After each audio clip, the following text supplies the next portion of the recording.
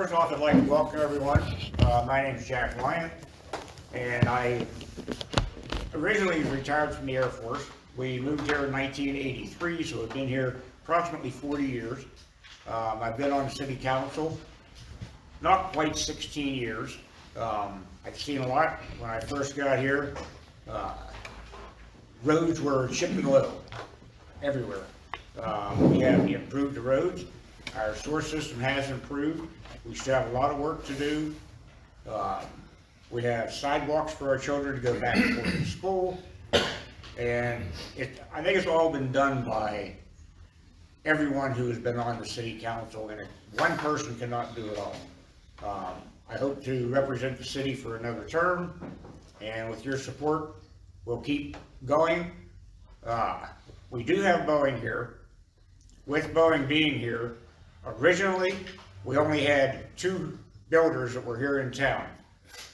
We have more coming in. If you notice, we have the apartments that are out by the interstate, and the way the city is zoned, we are trying to plan it so that we don't intermix the multi-family housing like that with the residential housing.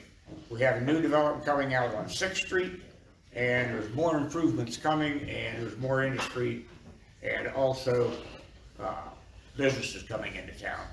So again, with your help, I'd like to serve for another 4 years and try to keep the city going. Thank you. Thank you. Well, before we start, just a reminder, if you do have any questions that you'd like asked and haven't submitted them, just raise your hand. My son will come and get them, and then they'll be screened for our committee. So, Ollie? Good afternoon. I'd like to thank the Herald for sponsoring this. I'd like to thank you citizens for coming out today.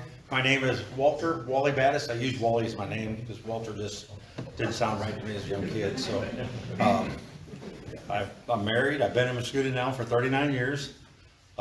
We have 5 children. I belong to numerous organizations in town. One of my things is I love to volunteer, and through volunteering you meet a lot of interesting people, old and young. I've had the privilege of working with a lot of older people that's been around here all their life. They've taught me a lot about what Mascoutah is, what Mascoutah needs to be. I always think about all that.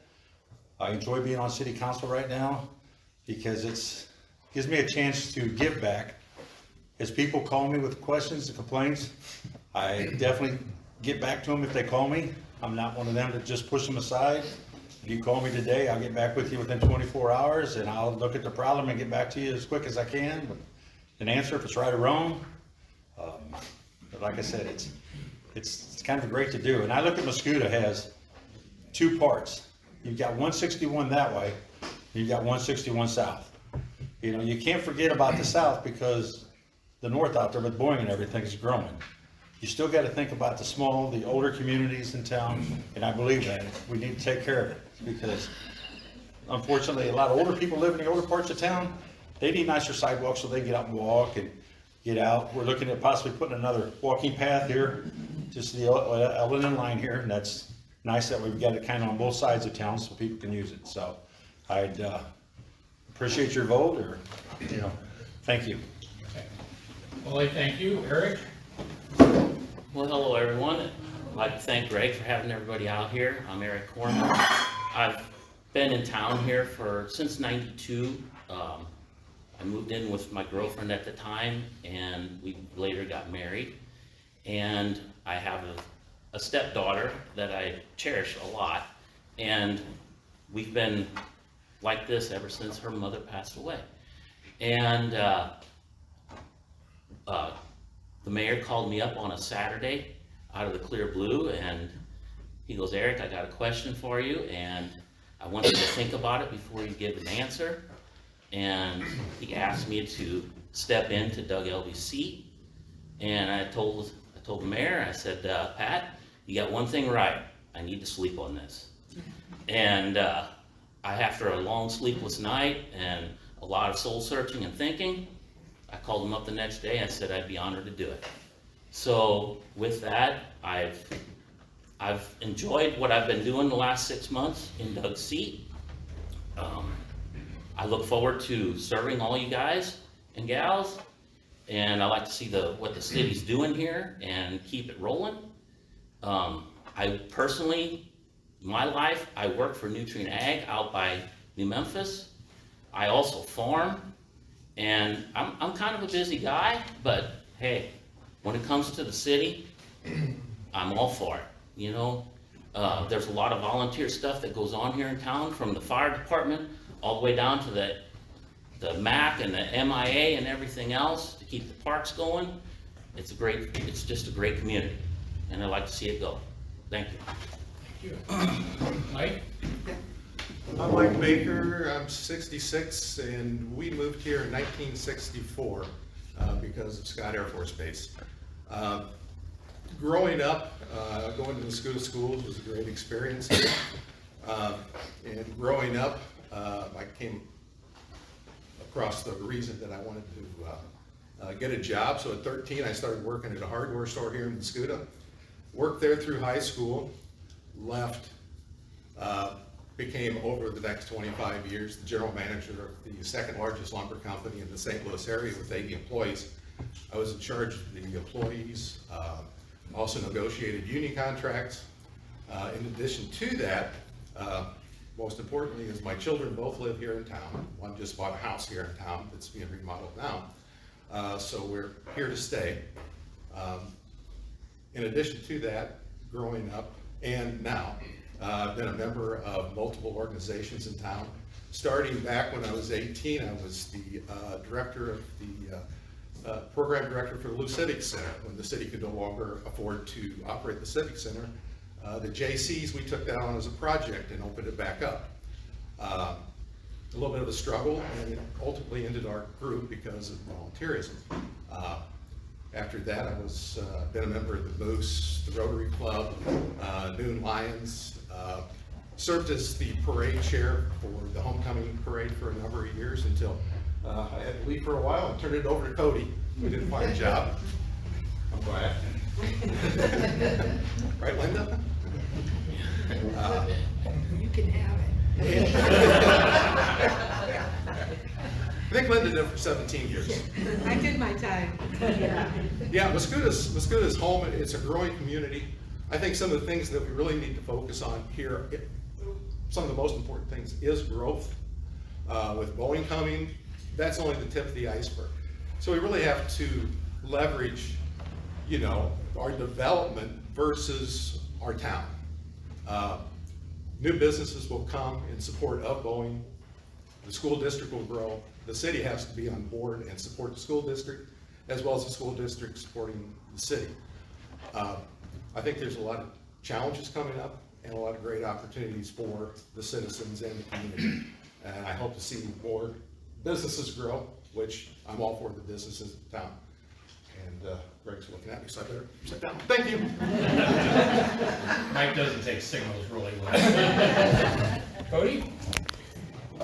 Again, thank you all for coming here. I think it's extremely important for the community to get involved and learn about the candidates and people who are going to represent you on the city council and also the school board. Again, my name is Cody Hawkins. I'm 44. I live here in town on North 9th Street. I've been in the area, Mascoutah School District, for 18 years.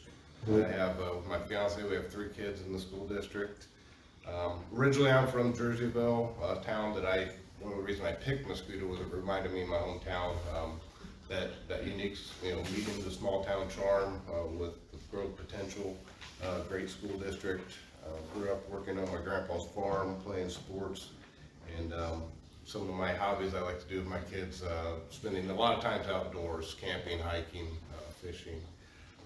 My education, I have a master's degree in public administration and policy analysis from Southern Illinois University, Edwardsville. My work experience has always revolved around community involvement, community public service. I started out in Hazelwood, Missouri, also in Chesterfield, Missouri, and the St. Louis County Municipal League, which was in Clayton.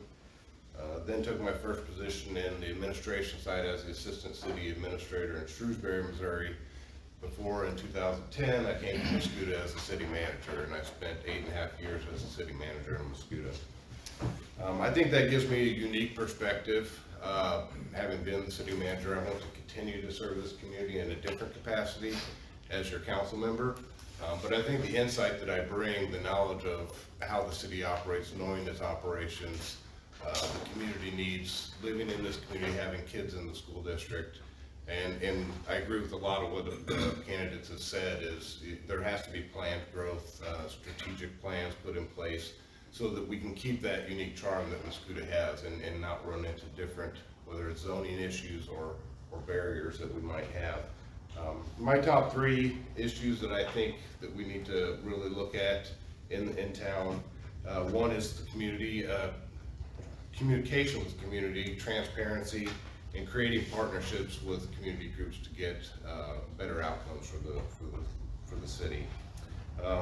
Along with the growth, like they've mentioned, is the infrastructure improvements. There has been a lot of success and a lot done in the last several years, but there is much more to go. And as that growth happens, it has to be done in a planned format.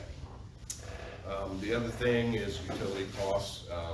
Costs just to operate the city, operate those utilities are things that I think that we really need to look at in the future, and how we can continue to provide those public utilities to our community. We all get asked that question, why are you running? Why do you want to do this? I've always had a passion for community involvement. I volunteer. Again, I'm on the Mascoutah Improvement Association. I'm a member of the Moose Lodge. And as Mike said, I've taken over the chair position for the homecoming parade. Those are all things that I like to do, to be involved in the community. But again, just to continue that community public service in a different capacity for you, and to bring the knowledge and experience that I have, having been the manager here in town, to the board and the council, and working with all the different groups in town. Thank you. Thank you. Along with the introduction of our candidates, one of the questions addresses this a little bit, and maybe we can just go down the line and list. The person would like to list your involvement in community organizations within the Mascoutah community. And if we can do that very quickly, and then we'll move on to the questions. Wally, would you start? Yes, I'm involved with the, I'm vice president of the Mascoutah Improvement Association. I'm an active member of the Moose, along with various other organizations. Like my wife always says, the other organizations call me and drop it a bucket, I'm ready to go help them out, whatever it takes to help them, monetary or hands-on. So, and I believe that's what builds this town and helps our tax dollars, or helps us save tax dollars, really, because by volunteerism, we don't have to spend a lot on little other projects around the park and stuff like that, so. Eric? Yeah, I don't belong to any of the volunteer organizations here in town. With the job that I have, it requires me to work quite a few hours through the year, and especially through the summer when all the activities are going on. I'm probably lucky if I don't work 70 hours a week during the summer. So for me, if I can't do it all in, I don't want to get it halfway done.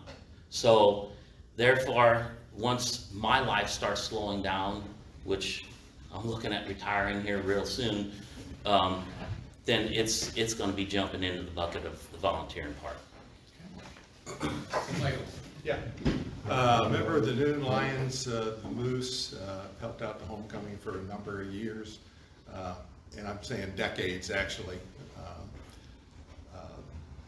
Other than that, in the past, there was JC's that's no longer in existence. There's president, vice president of the past, and then president of the Rotary Club, which I'm not a member of right now, but that's going to change again. Helping with the homecoming, with the parade for a number of years, either helping Linda for a few years when she was chairman, or running the parade, which was fun. And I just like to help. Okay, thank you. Cody? Yeah, so again, I'm a member of the Mascoutah Improvement Association also, which does a lot of work in the park, also runs the homecoming. Member of the Moose Lodge. 2 years ago, I took over the chairman spot of the homecoming parade to put on the 2 nights of the parade during the homecoming. Also, I have 3 kids in the Mascoutah School District, and they're involved in lots of activities, so Lots of time spent at kids' activities within the school district, helping out, doing their activities and the things that their groups need. And also in the past, I was a member of the Mascoutah Rotary Club also. Jack? I'm currently a member of the Mascoutah Rotary Club, and I've been a member for approximately 30 years. I am a member of the MIA. I served as board member for many years there, and I support the Rotary Club at the MIA. I was a board member of the Lou Civic Center for a time, and I think that's all for civic organizations, so. Thank you. We'll jump right into some things, guys. The first question is, it says 75% of our housing is owner occupied. How concerned are you that 25% of our community is rental property? How do you feel about adding more rental property? Eric, would you address that question, please? The 25%, I don't see anything wrong with that, as long as the occupants keep the place looking clean and picked up and everything else. Obviously, you have to pay your bills if you're living there, so I don't have a problem with that. My big thing is make it look nice. I mean, we have a nice tidy town here, and everything, for the most part, is in its place. Let's just keep it that way. Michael? Yeah, I think that's probably a good mix of the rental property.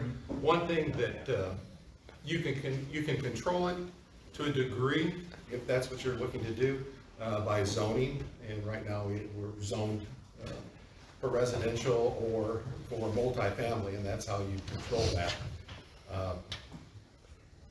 The one thing that with rental property that you tend to see in other cities is it gets run down, something like what Eric's talking about a little bit, but and that devalues the property of the surrounding areas. Here in Mascoutah, though, I think we're fortunate because we've had builders that build nice new apartments that are kept up. You've seen the new complex that's far north of town, and I think that's probably a good place for it. In town, more rental property isn't the place for it, in my opinion. I think north of the interstate is probably the best place for it. So I'm not against rental property as long as it's maintained, and I think the city does a fair job in keeping up. I mean, there's instances where it takes a long time to go through a process if you have a derelict property for it to go through the court systems, and people will look at that and say, well, we've got this derelict property. But sometimes it'll take years for that process to happen, so you look at the same property over and over. But fortunately, there are very few properties in town that are in that condition. Cody?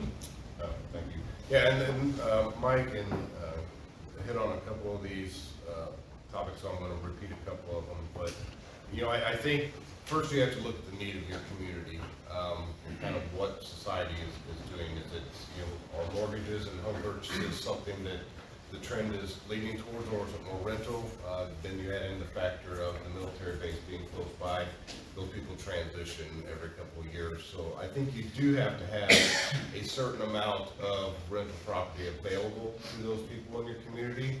And like Mike said, the way that you upkeep those is you have a solid property maintenance code, so that those things don't go into a deteriorated state. But there is that balance that you have to have, and it is done through zoning.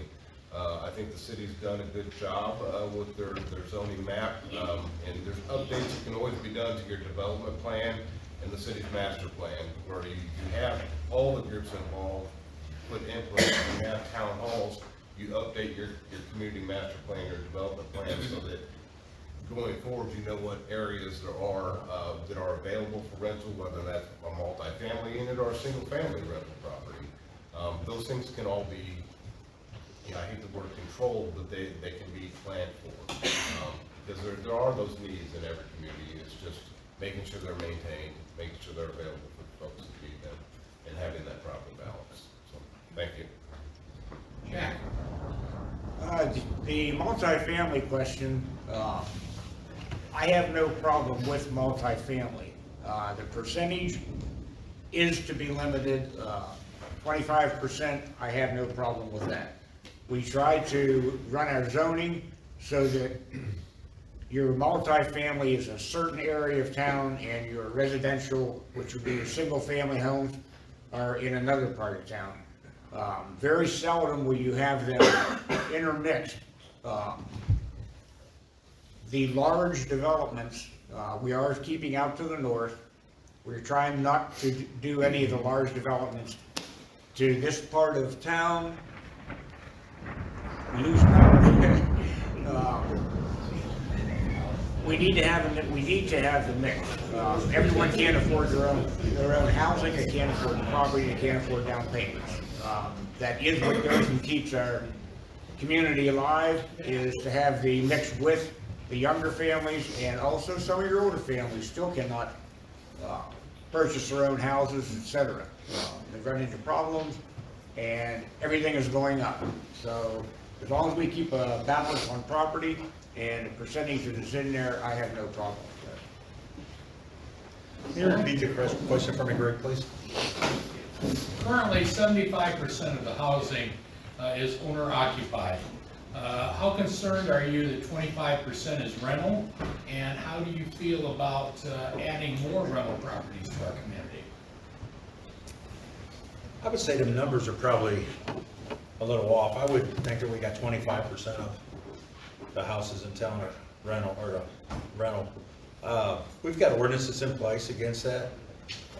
As far as people taking care of the rental property, and we've been pretty lucky that if somebody, the taxpayer complains about their neighbor or something, the city hall usually gets somebody out there to look at it and addresses the situation, and landlords that do own them get involved, and it gets addressed. As far as adding more, how do you say no? As long as, I'm a guy that believes if you build apartments, as long as they're nice and upstanding, everything looks good and they're kept up, and we need that with the military base here, because a lot of these people get shipped into Scott Air Force Base. They don't want to buy a house right away. They're looking to rent something or lease something 6 months to a year until they can decide what part of town they want to live in, make sure they want to live in Mascoutah, which I hope they do. So, I mean, a little growth wouldn't hurt us. That's all I got. Okay. You already answered that right now. Since we're having a little electrical dimming here, it might be appropriate to move into that area, right? So, we actually have several questions, so I'm going to try and combine these into what might be one. But basically, if you would address the electric situation, one of the questions is they'd like to see, when the time comes, would you be willing to opt out of the electrical cooperative that we're involved in? What are your thoughts on the assessment of electrical rates and issues in the area, and what are your thoughts for the future of that? Utility rates from, basically, if you could just at this point address the electrical situation in our town. And Eric, I believe you're starting off? No. I Mike did the last one. You did the last one. Mike? You don't want to go first on this one? Okay, now remember, Mike, you promised me. Keep it short. This is a subject that I've researched a lot. Being in business here, the cost of electricity is the main concern. I guess the question was, elect to go out of the co-op was part of your question, so I'll try to keep it short. Yes. When the time comes, yes, and that time will come because in 2035, Prairie State is scheduled to go away. As I think it's close to 500 different coal operating power plants in the United States. What is that, 12 years away right now? The city should be planning for that now. What are we going to do in the future? We buy our power from the IMEA, the Illinois Municipal Electric Agency, and we're under contract with them until 2035. So we can't really do anything until that. There are some things I think we can do to save some money. But when that time comes, we don't know if the IMEA is going to be in operation, how they're going to source their power to sell us our power. You know, so those are things that are unknown. And that's why I think it's really important that, you know, a decade ahead of time, that we really need to be concerned about where's Mascoutah going to get their power in the future? And not just think that it's going to magically happen. You know, some of the options are, the IMA has some wind farms and solar, but they serve 32 other cities in the state of Illinois. So where are we at on that chart? The rates in Mascoutah, as we all know, are higher than most places around. And that's basically due to the system that we have. All the money that's generated from that system go back into the system to maintain it and keep it better. The city does operate it at a positive or a profit, which they don't like to say it's a profit, but it actually is because it's a separate entity of business for the city. I think on my last bill, it was about 13.5 cents per kilowatt hour. I do believe, plus we have our meter charges and taxes on top of that. And if you didn't know, Mascoutah charges more tax than the state does on our electricity. I think that's something that could be eliminated as our city tax, because we're providing this service that we're already making money on, and then we tax the citizens on top of it. So yeah, I think our rates are higher. That's provable. And I think answered the question about the co-op also. Thank you. Yes. Cody? Yeah, definitely a topic that's been of importance lately and will be in the near future. A lot of this I'm going to repeat aspects of. Mike is correct. We're in a contract until 2035 with IMEA, who is the largest electrical co-op in Illinois that we belong to. You know, would we be willing to get out of that contract? I think that's something that we would have to assess at that time, see what our options are. Do I believe in public utilities and public power? Yes, I do. I would stand behind keeping our utilities. Now, as far as where we purchase power from, that door is open.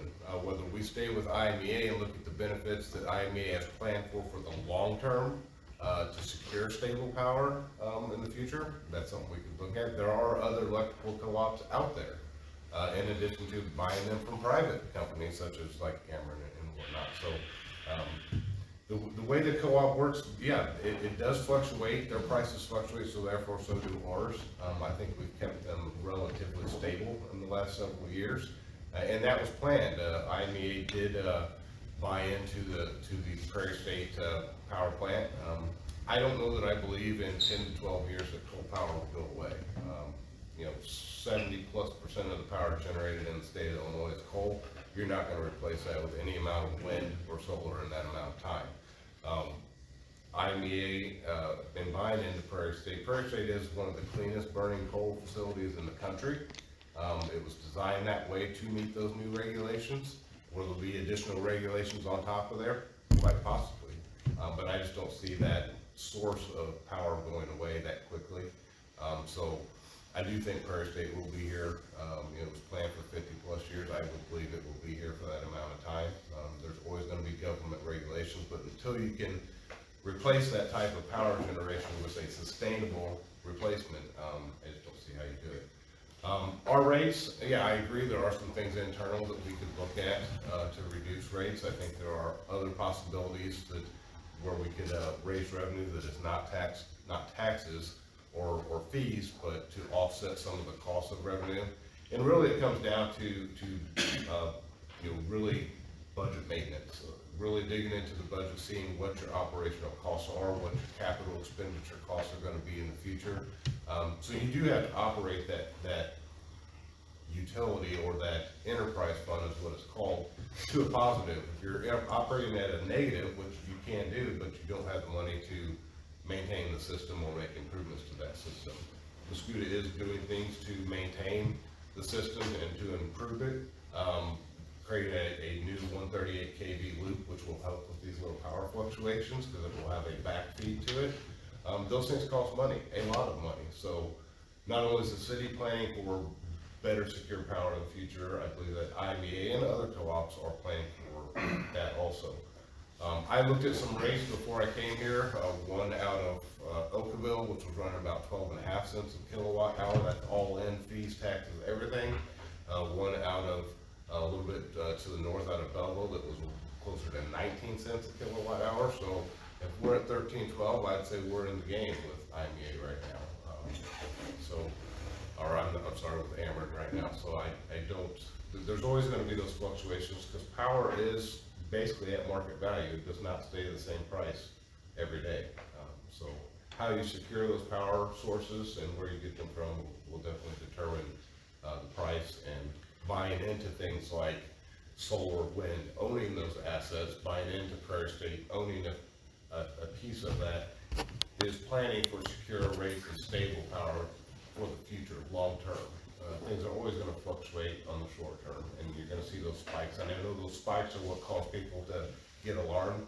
If you look at rates stable throughout the years or projecting them into the next 20 years, that's what we got to look at. That's what the city's going to have to evaluate over the next 10 years when we decide what we're going to do. Thank you. Jack? Part of the questions for the beginning part was, should we be opt out of the IMEA contract whenever it comes 2035?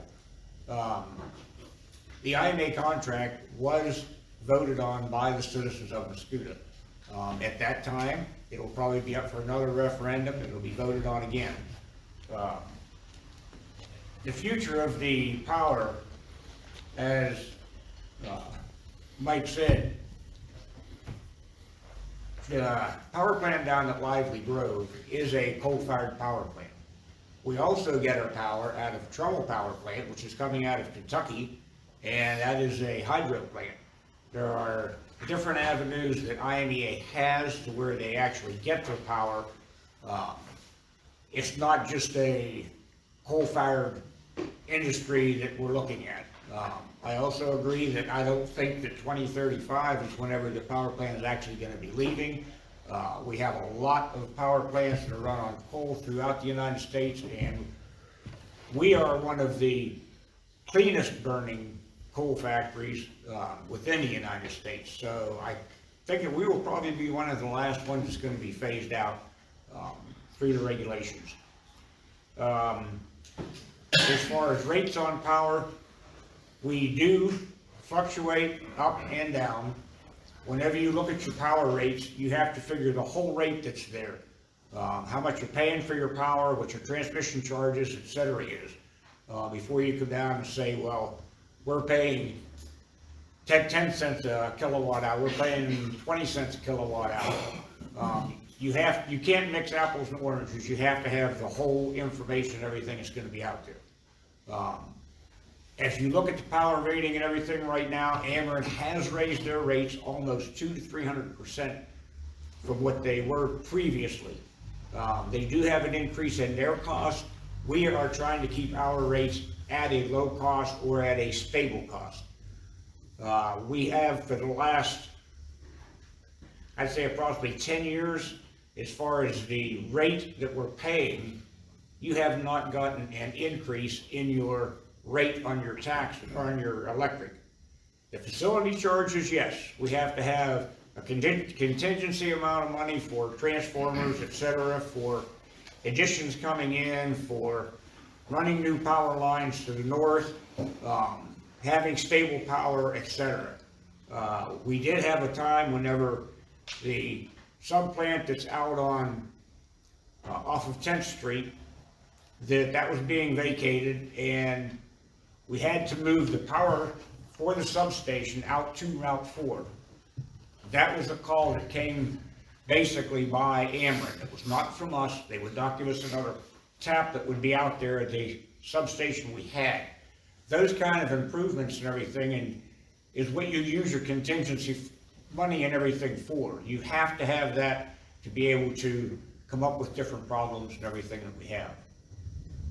Thank you, Jack. Wally? As far as opting out, I think we need to sit back and just wait and see how it plays out. We don't know what IMEA is going to come up with next for us until probably at least 6 years down the road. We're locked in right now to 2035. There's nothing we can do.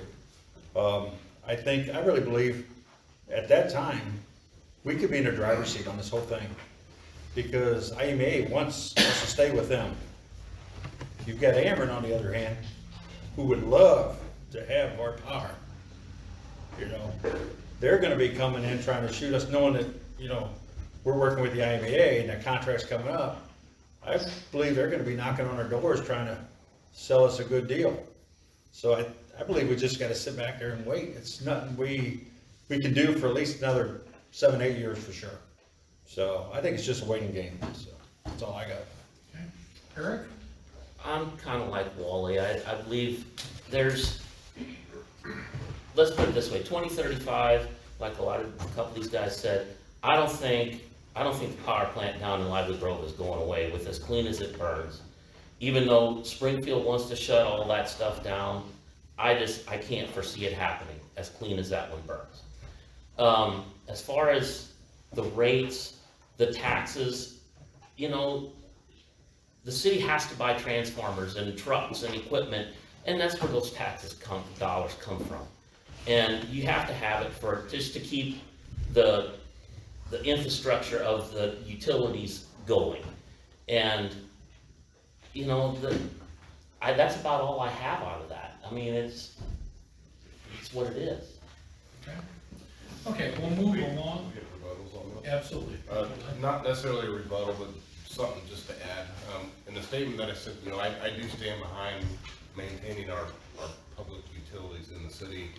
And I think the biggest reason why I say that is, you say, well, why are you even in this business? Why don't we just go to Ameren? I think giving up that local control, that's a big thing that you really want to look at, because today we're able to have these discussions, and it's ultimately you guys that tell us what to do, whether that's rates or power or how many people we employ in the city in every department. Once you give up that control and you go to a privately, you know, publicly traded company like Ameren, you no longer have that control to pick up the phone and get action done. I think we have one of the best response rates when we do have issues. These people live in town that work in our public utilities. They're out there within minutes. You put service calls in to a privately owned, say Ameren or ComEd, it's hours before you'll get any type of response. We might have outages, and everybody does. I've been on Ameren system where I lived, and there are still outages. We come back up a lot faster. So you get what you pay for in a way. If we run a half a cent or 2 cents higher per kilowatt hour, power is still pretty cheap in this country, even when you look at those rates. Look at the service you're getting. Do you want to give that up to go to where you have no control? So that's all. Thank you. Okay, moving along, but I guess kind of segueing a little bit. One of the questions is revolving around the environment, and it reads, do you have any interest in measures to help the environment, and any suggestions that the city could do to help implement a better environment? And with that, I believe it's your turn, Cody. Yeah, great question. You know, my background, my undergrad's actually in forestry, park and recreation, natural resource management. So I really enjoy the environment, being out in the environment. I believe that we should preserve it. I like all things nature. So things that the city could do, I think there are different programs. I know through our waste contract, we do offer recycling. I think some of those recycling opportunities for the community could be improved. Even some larger scale ones could be provided. Better advertising, better marketing on those types of programs.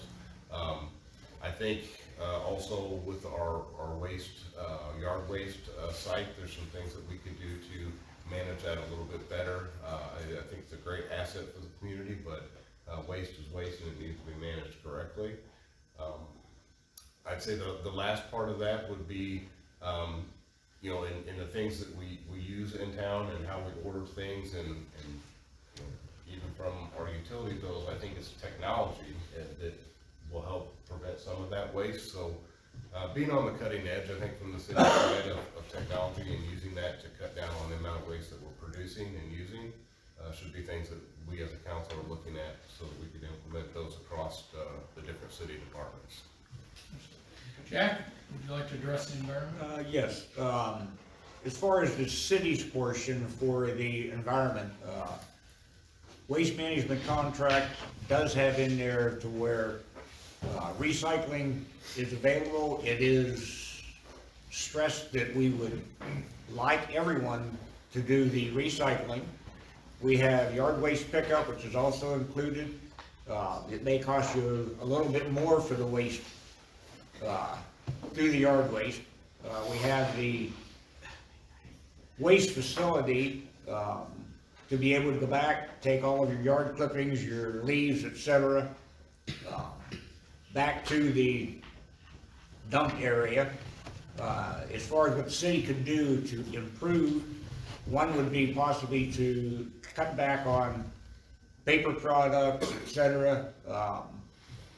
I would like to see the city to be able to pick up some leaves from individuals who don't have a truck or any other way to get your yard waste and clippings and stuff back to the facility.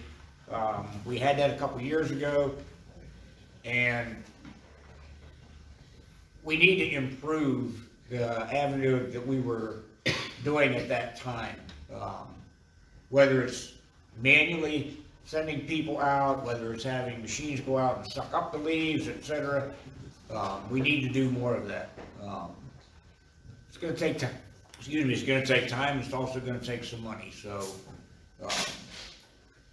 we hope that taxes do not have to go up, but your cost for yard waste and etc., that may be some way that we can look at to be able to alleviate some of this problem. Other than that, I don't know of any other thing the city can do, except possibly some of the vehicles. You could possibly get some electric vehicles, but your trucks, your utility trucks and everything like that, it's not feasible. As far as small pickup trucks, etc., that may be something to look at, so. That's all. Thank you, Jack. Wally? I agree with Councilman Wyatt that, I mean, we're offering yard waste, we have the land, or recycle area back there for that. I believe the city's doing as much as we can right now. It's one of them questions that, I mean, and I'll put it out here to you guys, if you know of other ways we can correct this, feel free to call. We will definitely look into it. I mean, there's things that we don't see, sometimes they're right in front of our eyes. But I mean, we're looking right now at some charging stations. You know, we've got a good lead on one right now for the vehicles. But like I said, Waste Management offers a great service. We offer that back there, and the city does maintain that regularly, daily. They go back, and but like I said, it's a tough question. But if there's other things, other ways the taxpayers see that we can do, feel free to reach out to us. Thank you. Eric? Yeah, as far as the city dump goes, the leaf clippings or the leaves and the grass clippings, you know, I'm not opposed to making compost piles for the people that have gardens here in town. Let the city make compost piles. Whoever has a garden, go out there, get all you need, you know, and throw it on your garden. I'm all for something like that. If we get that under wraps, that'd be great. That'd be a step forward, I'm sure. So, yeah. Okay, Mike? There's a couple things I think the city, other than waste management and all the things everybody else has mentioned, the city could possibly, in a number of sites on their buildings, put solar on. That would reduce an impact on the environment, one, and quite possibly in the long range, not short term, but possibly reduce the cost to the citizens, because the city does pay for electricity also, for street lights and things like that, which is a pretty huge cost. The other thing back at, like Eric was saying about the compost, I think you can go back there and pick it up. I'm not sure, but I think you can. But that's a great thing to do. But back there's one thing that they do is they do burn the limbs and the stumps and everything that's dumped off there. They could chip that up and offer it back to the citizens, and that would not have any impact on pollution in the city. And there has been complaints from some of the neighbors of South on burning days, you know, of the smoke from that. And I know the city does try to control it, but those are a couple little things I think that in town, that's probably some of the things that we could do. And maybe the city is a tree city, maybe encourage planting more plants and trees. Okay. We'll move into a little different direction. I just knew this question had to come up, and I'm so glad it did, because we need to lighten the load a little bit.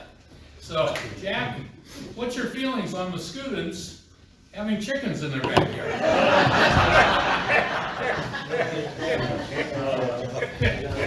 I couldn't resist, guys. It was just, it had to be done. Did you write that down?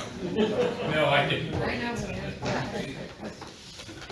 As far as chickens being permitted for residents within the city, I personally do not have a problem with someone having chickens that's gonna be in their yard. However, to be able to have chickens in your yard, you have to be able to watch your neighbors.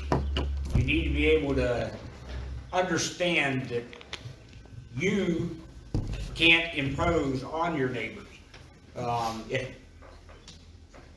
Garbage and everything from the chickens has to be cleaned up. It has to be maintained. You can't have roosters out there that say 5 o'clock in the morning are out there making noise and everything, getting everyone awake. I was asked at one time about restricting the area, that if you had a certain size lot, that you would be able to have chickens.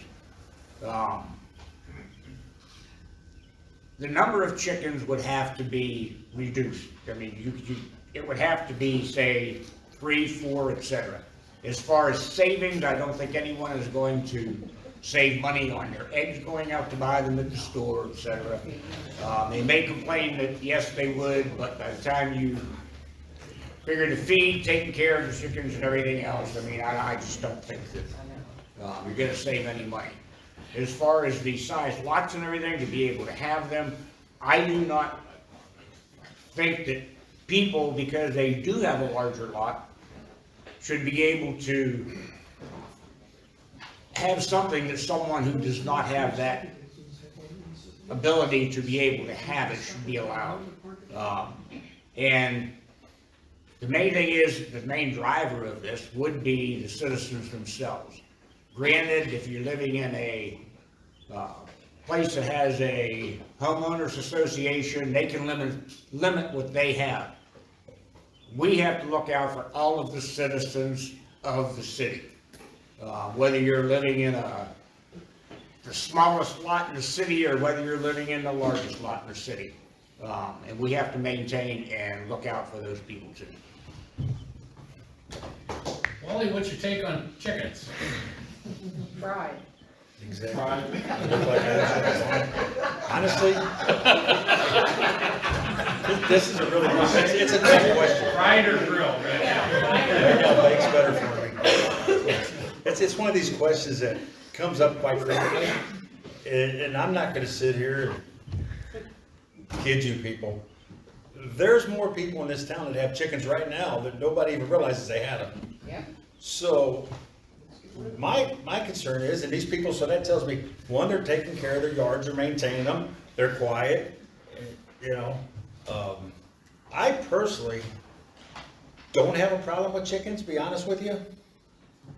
But I would say if, like myself, if I wanted chickens, I wish the rule would read, as long as my neighbors around me agreed, then that's all that matters. Because it's just about your neighborhood. Yes. But like I said, you'd be surprised, there may be chickens right next door to you and you don't even know it. Because I've seen some, unfortunately. Yeah. So that's just the way I take it. Put it back to the neighborhood, the HOAs, and let them put rules out about it. I mean, we can put it out there, but if everybody agrees, then make sure your neighbors agree upon it. So that's all I've got. Okay, Eric? Go ahead, lay it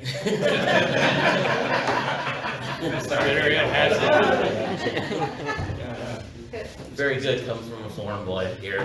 Yeah, growing up on a farm, I've had it proposed to me already that someone said that they were their pets and they wanted to have some chickens, and I'm sorry, growing up on a farm, that's a farm animal. It's just truly a farm animal. And dealing with all livestock throughout my life, it's probably the dirtiest farm animal there is. So, as far as having them in town, I'm not kidding you either, just like Wally said, your neighbor might have them and you don't even know it, you know? Kudos to them, because they're keeping it all clean and picked up, and they're definitely keeping the smell down. Obviously, they don't have any roosters, because you'd hear them at 5 in the morning. I don't like the idea, but I'm not opposed to it. The only thing is, if you're on the outskirts of town, like on the edge, and you have chickens, it's all right if a fox or a coyote comes in and snatches one of your chickens, you know, you just write that one off. If it snatches your cats, one of your neighbor's cats or their little dog, now we got a problem. So that's the only thing I have on it. Okay. Mike, chickens. Chickens. I guess I'm kind of in the middle on this. I think it's the citizens' decision. If the citizens bring a petition and say they want chickens, then us as council members should say yes, instead of going against the citizens. And I believe that's happened in the past where there were petitions and the council did, for whatever reasons, go against it. Personally, I don't have a problem with them. But just a short story, when I was a kid on my grandparents' farm, I used to go out and love to collect eggs, but they were nasty animals and they're vicious, you know? But that was 50 to 100 of them, you know? I was honored to serve on the St. Clair County Board on animal control. And one of the issues that did come up, was on the county board, was in some of the unincorporated areas that had subdivisions on this exact very issue of chickens.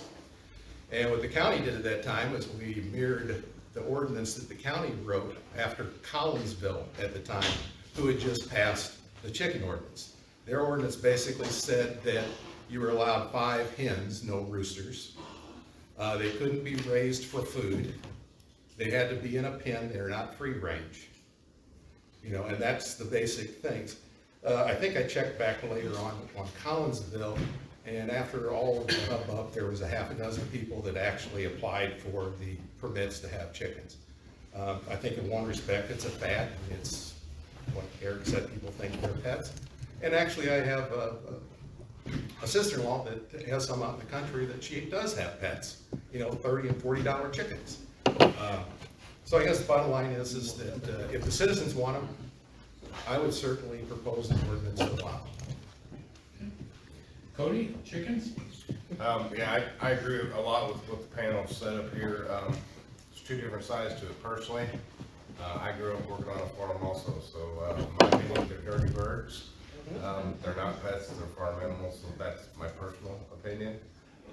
But again, like Mike and some of the others said, if elected, would represent the citizens at large on the council, and we have to do the wishes of the community. I don't believe that a petition would be enough. A petition of a few hundred voters does not represent, to me, enough of the 9,000 plus residents that live in the city. So just a petition with a few names on it wouldn't get a vote from me.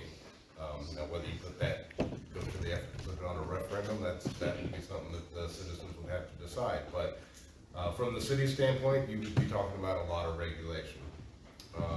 Not only from a code standpoint of what can and cannot be done, but the issues you have. Your neighbor's dog come and eat your $50 chicken, we're gonna hear about it.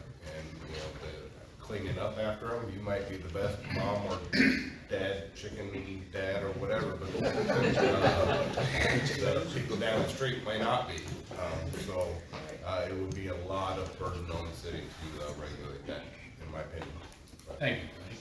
Along the same lines, we had a second question regarding protecting animals. And it reads, if elected, would you be open to reconsidering the ban on electric fences and barbed wire to allow for permits for these to keep pests out of gardens? Wally?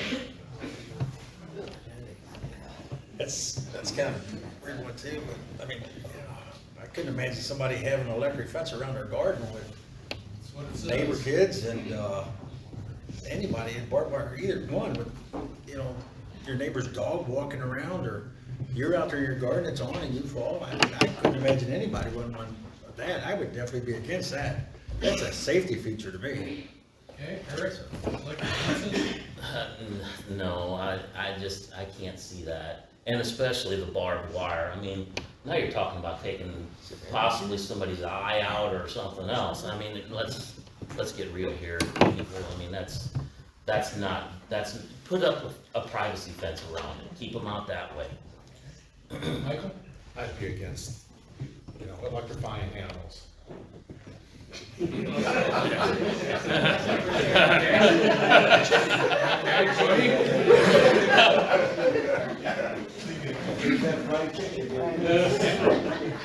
I don't think that I would be in favor of reversing engineering on electrified fences or barbed wire to prevent pests from your yard or garden. I've never seen one that works anyway. Squirrels are gonna get in there no matter what, and rabbits into your garden, and I don't see much deer issues around here, but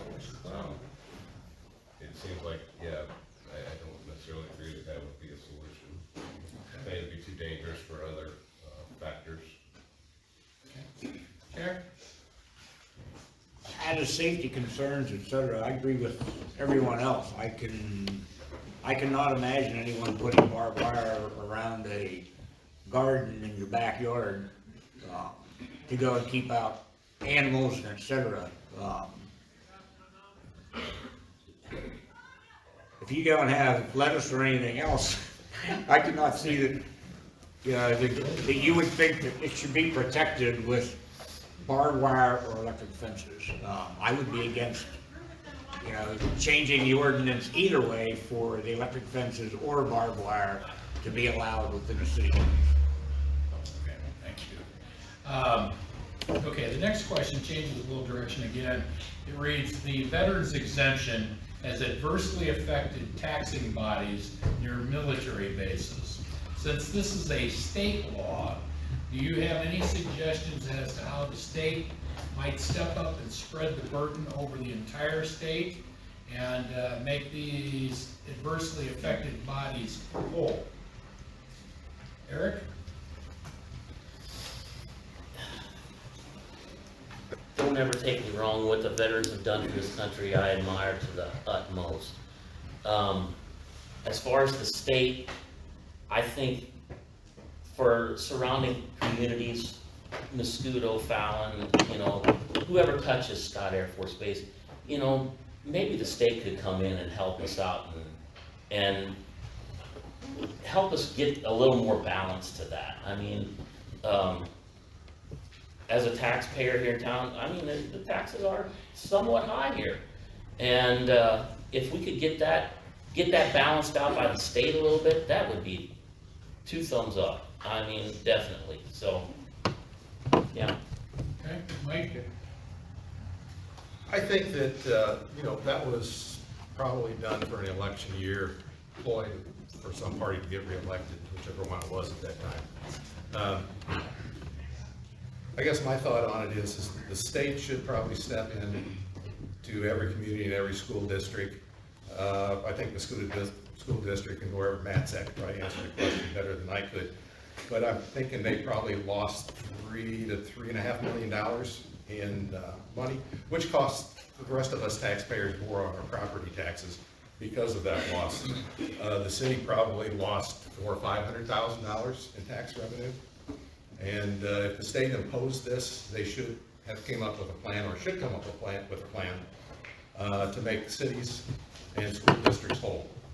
That's my view. Cody?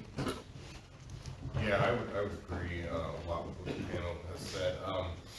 I remember when that came into effect, I was working for the city when we had to adjust when we lost that revenue.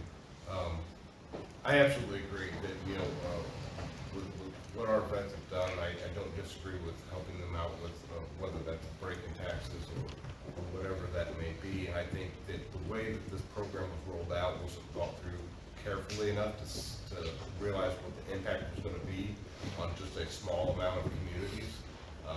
Literally the ones that are just surrounded and serve active military bases. That's where most of those folks are gonna live and pay property taxes. So we did shoulder a big burden, and the school district shouldered a big burden because we are so military influenced with Scott Air Force Base being here.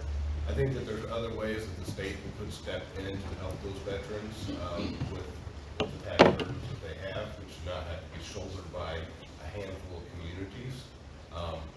Just the way that the property tax abatement is done is based off of their disability percentage, and what level they hit depends on what level of taxes they get reduced, whether it's a certain percentage all the way to 100% reduction, and whether or not that's their disability percentage, and are these people working full-time positions and making decent incomes that they can afford to pay taxes, being a vet. I think there's so many factors that have to be played into this that if you're a disabled vet and you can't work, then absolutely, and all vets should get some kind of benefit. But if you're in a second career after the military, and those were things that I just don't think were thought through enough before this program was rolled out. But I do agree that there should be some program for them. I just don't think that it should be shouldered by smaller individual communities on the level that it is. Jack? Being a retired veteran, I have an interest in this also. I don't think that the state itself should have come up with a program to where 100% of your property taxes is abated. I know that it's if you are 75% or above, that they will be. However, the federal government needs to do its job and look at the percentage that they are giving some of the veterans. I agree with the statement that was made that if you cannot work, you are 100% disabled. If you can work and you can hold down a full-time job or a part-time job, you may get, say, 50% or somewhere around that area.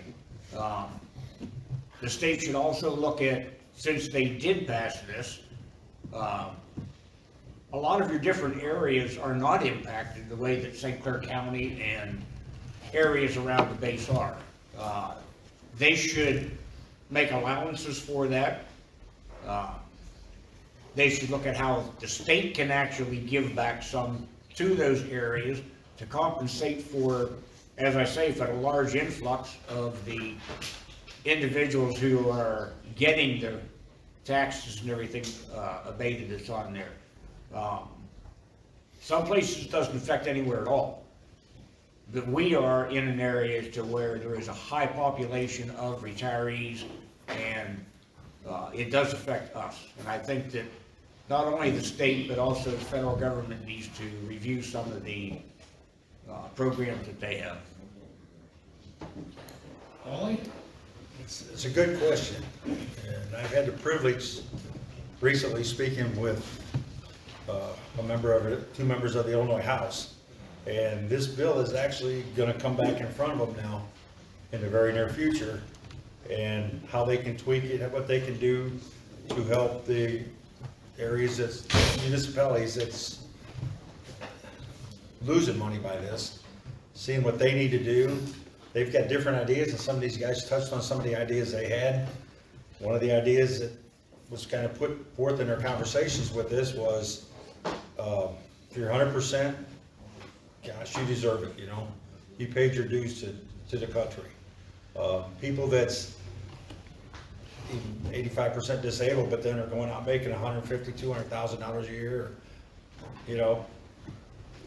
maybe there's a limit, the average person can afford a $300,000 house these days. So maybe that's something they're looking at. If you can afford a $300,000 house, we'll give you a tax credit up to that point, but anything over that dollar amount of your house, gets prorated into that too. So, they've got a lot of good ideas, and they're putting it together right now. So it's going to take some time, because we all know they don't move too fast up there. But hopefully within the next year or two, they could have a solution to the problem. We'll move on to one of the questions is regarding Main Street. If you were elected councilman, do you have any plans for updating or renovations of Main Street? Mike Baker. Well, fortunately for the city and unfortunate at the same time is Main Street is a state highway that the city has very little control over. As far as the maintenance, the city has no control over that. I do believe that the city should more actively pursue avenues with their state representatives, congressmen, to put pressure on them to get Main Street fixed. Main Street hasn't been redone in, I don't know, is it 30, 40 years, something like that? And I know it's on the schedule, and I think originally it was for 2023, but I've heard that's been pushed back to have it redone. They have surveyed it, I know that, and done a bunch of preliminary work on it. So that's one aspect, is Main Street, the physical thing itself. The other is the community of the Main Street area. There's a lot of things that could be done. I know the city in the last year or two has had a plan that was put forth of the uptown redevelopment. That was also done when I was on the Main Street Committee and also on the Economic Development Commission for the city. We put together a plan back there that they pretty well mirrored the same one again in this new study. But I believe that if you make our Main Street more inviting, more people will come. Right now, we have our sidewalks, the street is in disrepair. The curbing is horrible downtown. I personally tripped over chunks of it laying in the highway when I was running the chili cook-off, and twisted my ankle. And if you walk down Main Street right now, you'll see that.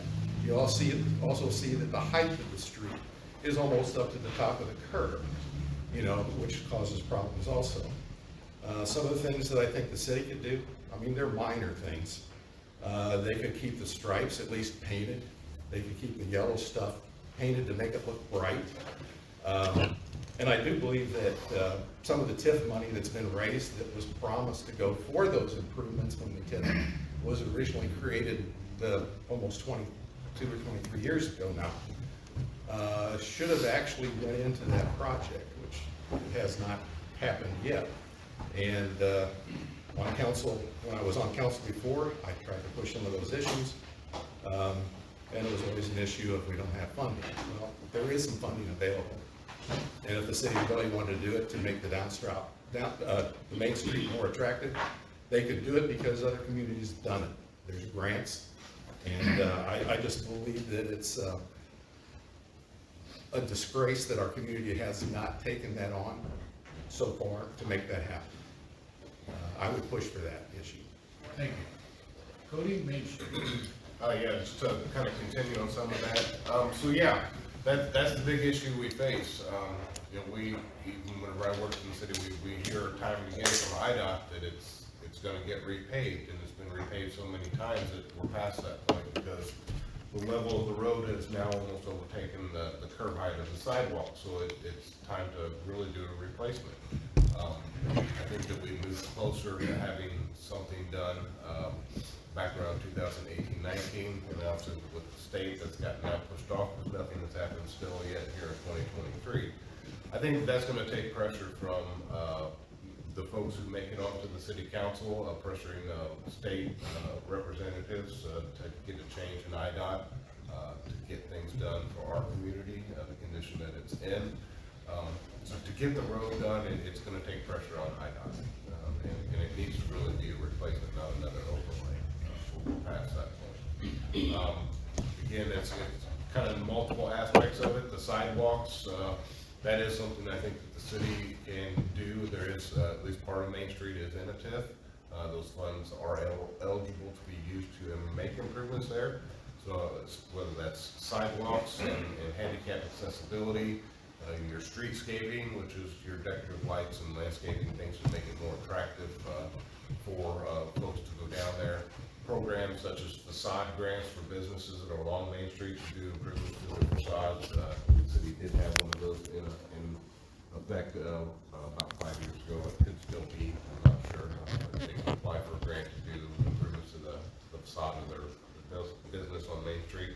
So there are things that can be done. I think it's just maybe a refocus, possibly the uptown plan needing to be updated to see where we're at. I know there was one done originally, but people's wants and needs change, so it might be time to take another look at that. Yeah, it's going to take pressure to get the right thing done out there. Thank you, Cody. Jack?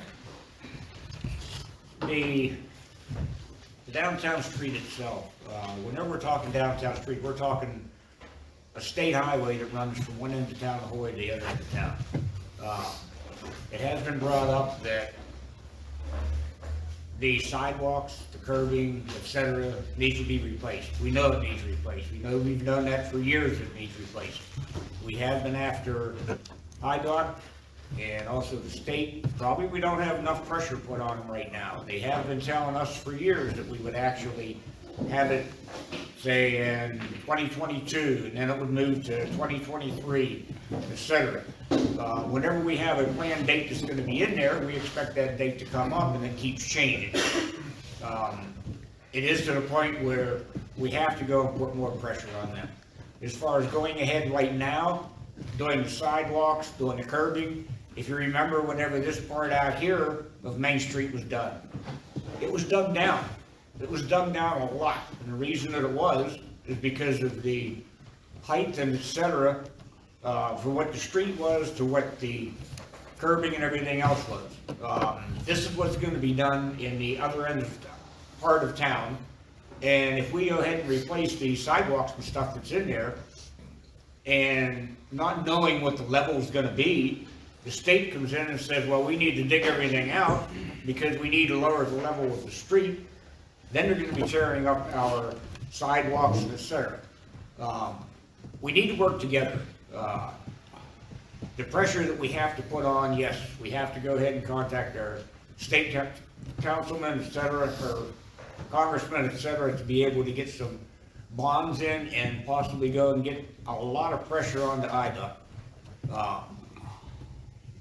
The state will only repair the driving portion of that road. Anywhere that you park, or any of the sidewalks that's on there, that's all gonna be paid for by the citizens of Mascoutah. So you need to keep that in mind, and as this goes forward, the price keeps changing and changing. Whenever we were told originally, we had one level was what the price was. Asphalt's gone up, labor has gone up, et cetera. So our cost keeps increasing with that. We have enough money right now to be able to do portions of it. As far as what was brought up for the TIF money, the TIF area only goes to First Street. So from what the area that we have right now that was completed, you're only talking another 4 blocks, 5 blocks possibly. We're looking at doing the whole thing from one end to the other. And to piecemeal everything that's going through, I don't think that the city should take on the responsibility of going out there and digging up the sidewalks, and digging up the curbs and everything else, whenever we don't have the full information of what the state is actually gonna do, and their engineers are the ones who are running this. It's unfortunate, but that's what we're gonna have to live with. And as I said, we're just gonna have to put more pressure onto IDOT through different avenues and see if we can get this ball rolling. That's all I have. Thank you. Wally? Personally, last September, I had some meetings with some engineers from IDOT myself, and we talked about Main Street. And they proposed to me ways to possibly speed the project up. And one was for us to get ready to put, we own all the sidewalks and all the curbs where there's no parking. On the sides of the street where there's parking, IDOT owns them curbs. So they said to get the ball rolling, we'd have to maybe let's get going. Let's tell them, hey, we're ready to go. It's a safety feature. We have to go. We can't wait no longer. Well, you know, we talked about it, and recently the mayor and the city manager met with IDOT, and they've talked to them, and they understand the whole problem, because the elevation of the street's not gonna change, you know, because they're gonna have to dig down deeper now, but the elevation is still never gonna change. So if we put curbs and sidewalks in, they're still gonna remain at that level. that IDOT's looking at it, that's a big problem for them now, because it's just not a matter of resurfacing the road. They're gonna have to tear it all the way out and start again, so, and I believe the mayor, the city manager had a very good meeting with them, and we're looking they say 2025, but when the roads usually get this bad and the number rating they gave us, they move pretty quick. You know, I've seen it over the years, and Mr. Stuckenberg can attest to that, you know, you get such a poor rating, they get on the ball pretty quick then. So I would hope that we can get this done within the next 2 years and have a nice Main Street again, where it's safe for everybody. Good, thank you. Eric? Yeah, I know that there's some stuff in the works. I know the streets are bad, and it is gonna have to be dug out. At that point, I don't know, I replace the sidewalks yet. Let's truly see what the elevation is gonna truly be on the street before we replace. I don't wanna do it twice. I really don't. That don't make no sense. As far as the rest of it goes, you know, I think the taxpayers are gonna take a hit on this if we go from one end to the other. It is a beast that's gonna have to be done, but yeah, we'll have to take one on. Okay, candidates, we're going to do our closing statements now. Keep them approximately a minute, and Cody, I would ask if you would start, please. Yeah, again, I'd just like to thank you guys for coming, giving us the opportunity to represent you. I appreciate your support. Again, I think my stance from some of the other candidates, I think I bring a unique perspective to this. Not only am I a resident of the community, but having been the city manager and working with the staff, I think I know more internally what the operations of the city are, what can and cannot be done, the capabilities of the community, the budget conditions that we are in, knowing what the temperament of the community is, and getting all those bits and pieces to work together is something that I think my experience and knowledge can help do to get better outcomes for projects and get things done for the community.